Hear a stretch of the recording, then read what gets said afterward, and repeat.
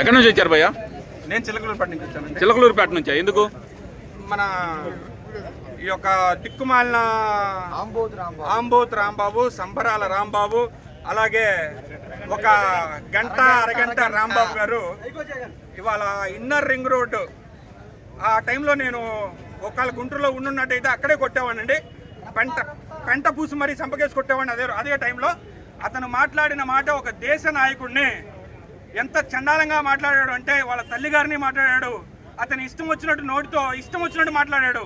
కాకపోతే అతన్ని ఇక్కడ ఉన్న పోలీసులు కానీ మనం ప్రజలు కానీ అందరూ నీట్గా దేహశుద్ధి చేసి పంపించగలిగితే అతను ఇంకా జీవితంలో ఎప్పుడు కూడా నా మాటను నేను చాలా తక్కువగా మాట్లాడతాను, పొరపాటును కూడా మీడియా ముందుకు వచ్చి కానీ లేకపోతే ఎక్కడైనా సరే ఇష్టం వచ్చినట్టు నేను మాట్లాడతానని మాత్రం అతను చేసే పని లేకుండా అతని నోట్ల నుంచి మాట రావాలంటే ఇది కోసుకునేలాగా ప్రజలు చేస్తారు. అలాగే ఇప్పుడు అతన్ని అరెస్ట్ చేసి జాగ్రత్తగా తీసుకెళ్లి లోపల దేహశుద్ధి చేసి బయటికి పంపించగలిగితే బయట ఏదో ఒక రోజు బయట తిరుగుతాడు. తిరిగిన వెంటనే అతనికి రప్పా వాళ్ళ సెక్షన్లో మా సెక్షన్లో నీట్గా చెక్కుకుంటూ పోతారు. ఏది ఈ ప్రభుత్వంలో జరిగింది. అది ఎందుకన్నాయా అంటే అంబటి రాంబాబు గారు మాట్లాడిన మాటలకి ఒక చంద్రబాబు నాయుడు గారు ఇప్పటికైనా శాంతి అంటారేమో. కార్యకర్తలు ఎవ్వరు ఒక ఎన్డీఏ కూటమికి సంబంధించిన కార్యకర్తలు ఎవరూ కూడా ఖాళీగా ఉండరు. మీన్స్ అంటే ఏమి మాట్లాడకుండా ఉండరు. దయచేసి చంద్రబాబు నాయుడు గారు మీ శాంతిని కొద్దిగా ఒక పావు గంట ఒక అరగంట కొంచెం పక్కన పెట్టేసి మీరు ఒక్కసారి ఛాన్స్ ఇవ్వండి. అయ్యా మీరు డిపార్ట్మెంట్ వాళ్ళకు కూడా ఒక మాట చెప్పండి. ఏమని మీరు అతని సంగతి చూసుకోండి అని మీ నోటితో మీరు ఒక మాట చెప్పండి. అతన్ని జాగ్రత్తగా బయటకు వదిలిపెడతారు, మేము చూసుకుంటాం అతని సంగతి. ఈరోజు రాంబాబు, అంబటి రాంబాబు అనే రేపిస్తూ వచ్చిన కుక్కకి, ఎందుకంటే కుక్కలతో పోల్చడం కూడా తప్పు. గత 4 సంవత్సరాలుగా, గత 5 సంవత్సరాలుగా తెలుగుదేశం పార్టీ మనోభావాలతోటి, కుటుంబ సభ్యుల మనోభావాలతోటి, చంద్రబాబు నాయుడు గారిని అభిమానించే ప్రజల మనోభావాలతో ఆడుకుంటున్నాడు. ఎందుకంటే పిచ్చి పట్టిన కుక్కలాగా చంద్రబాబు నాయుడు గారు కూడా గత 4-5 సంవత్సరాలుగా కూడా వాడు పిచ్చి కుక్క అని చెప్పి వదిలేస్తే ఆ పిచ్చి కుక్కకి ముదిరి ప్రజలను కరవటం మొదలుపెట్టింది. ఈరోజు కూడా శృతిమించిన మాటలు, శృతిమించిన భాష ఏమైనా ఉండొచ్చు, రాజకీయాల్లో ఆవేశాలు ఉంటాయి. కానీ ఈ విధంగా శృతిమించిన భాష, శృతిమించిన ఇది మాట్లాడితే ఎవడు ఊరుకునే పరిస్థితి లేదు. నేను ఒక్కటే చెప్తున్నాను, రాంబాబుకి కానీ వైసీపీ పార్టీ కార్యకర్తలు ఈరోజు గమనించుకోండి, సుమారు అటు కిలోమీటర్ జనాలు ఉన్నారు.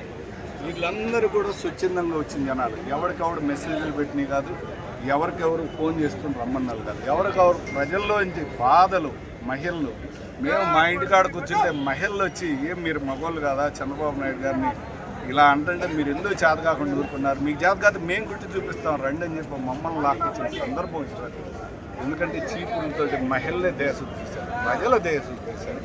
వాటి గమనించుకోండి, వీళ్ళెవరు కూడా మీ పార్టీ వాళ్ళ కిరాయిల వాళ్ళు కాదు, స్వచ్ఛందంగా వచ్చిన ఎవరికాడ అభిమానం ఉప్పొంగి వచ్చిన ప్రజలు. ఎందుకంటే బాబు గారిని అనగలోనే ఆయన మీద అభిమానంతో, వాడి మీద కోపంతో వచ్చిన ప్రజలు అందరూ కూడా.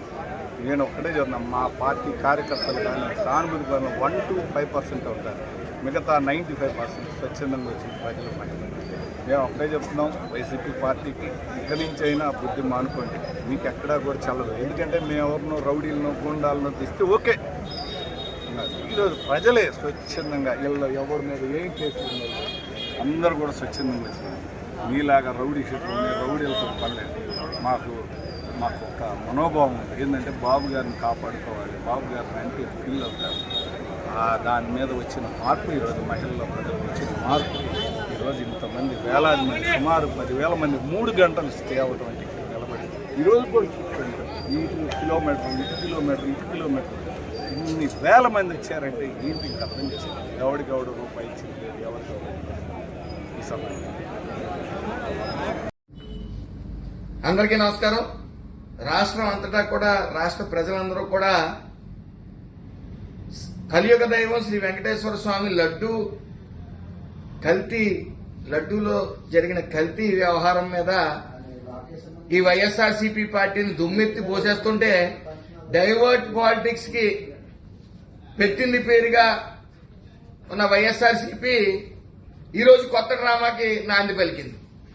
డైవర్ట్ చేద్దామనే ముఖ్య ఉద్దేశంతో సందర్భం లేకుండా ఏ సందర్భం లేకుండా అంబటి నోరు పారేసుకుంటా ఉన్నాడు మాతృమూర్తి మీద కూడా. మీరు చేసిన పాపం ఏదైతే వ్యర్థాలు తిరుపతి ప్రసాదంలో కలిపారో అది ప్రజలేం కాదు, ఆ కలియుగ దైవం వెంకటేశ్వర స్వామి కూడా మిమ్మల్ని క్షమించడం. ఈరోజు డైవర్ట్ పాలిటిక్స్ ప్లే చేద్దామని చెప్పి చంద్రబాబు నాయుడు గారిని నీ ఇష్టం వచ్చినట్టు మాట్లాడతావా అంబటి? అది నీ బుద్ధున్న సంస్కారహీనుడా, చెత్తనాయాలా? ఏం మాట్లాడతావు? స్పృహుని మాట్లాడుతున్నావా నువ్వు అని అడుగుతా ఉన్నాను. నీ అధినాయకుడి బుద్ధి ఉంటే మీ అందరికీ బుద్ధి ఉంటుంది. మీకు ఒకటి గమనించట్లే, ఇలాంటి భాష వాటిని మాట్లాడే మీరు కోల్పోయింది అధికారం మాత్రమే కాదు, ప్రతిపక్ష హోదాను కూడా కోల్పోయారని మీరు గుర్తించట్లే. అంటే మీరు ఫెయిల్, రాజకీయాల్లో మీరు ఫెయిల్. ఇంకా బుద్ధి రాకుండా డైవర్ట్ పాలిటిక్స్ చేస్తూ నీ ఇష్టానుసారం మాట్లాడతావా దరిద్రుడా? నీ ఇంట్లో వాళ్ళు కూడా సిగ్గుపడతారా ఇలాంటి మాటలేని? నోటికి అన్నం తింటున్నావా, అశుద్ధం తింటున్నావా? అన్నం తినేవాడు మాట్లాడే మాటలు కాదే. మాతృమూర్తిని రాష్ట్రం కోసం రేయింబగలు కష్టపడుతున్న ఓ మహోన్నత వ్యక్తిని నువ్వు మాట్లాడే భాష ఏంట్రా? ఎదవా ఆంబోతులో ఎదిగావు. ఆంబోతు అంటే ఇదేదో బాగుందని చెప్పి ఆంబోతులాగా అచ్చోసిన ఆంబోతులా రంకిలేస్తావు. ఎదవా నీలాంటి సంస్కారహీనుని రోడ్ల మీద కూడా తిరగనివ్వకూడదురా ఎదవా. సభ్య సమాజం అటు ఉంచేయి, నీ ఇంట్లో వాళ్ళు కూడా సిగ్గుపడతారు. ఏ నేర్పారా నీ పెద్దలు నీకు? దరిద్రుడా, నోరు సంభాళించుకుని మాట్లాడు అంబటి. గుర్తుపెట్టుకో, భాష నీకే కాదు మాకు వచ్చు, నరం లేని నాలుగు నీకే కాదు మాకు ఉంది. కాకపోతే నిన్ను ఇంకా దారుణమైన బూతులు తిట్టుకెళ్ళే నరం లేని నాలుగు మాకు ఉంది. దరిద్రుడా, నిన్నేమో తిడితే మళ్ళీ మా అధినాయకుడే ఫోన్ చేసి వాడు ఎదవాడి సంస్కారం లేదు నీ బుద్ధి ఏమైందని అడుగుతారనే మీ అందరం కూడా సంస్కారవంతంగా వ్యవహరిస్తున్నావు. అది గుర్తుపెట్టుకో. నీలాంటి వాడిని సభ్య సమాజంలో తిరగనివ్వడం కూడా తప్పేరా ఎదవా, పోరంబోకి ఎదవా.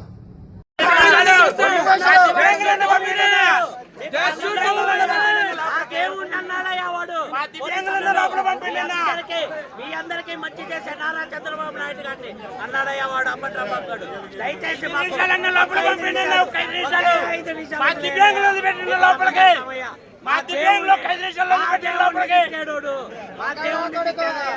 అయ్యా పోలీసు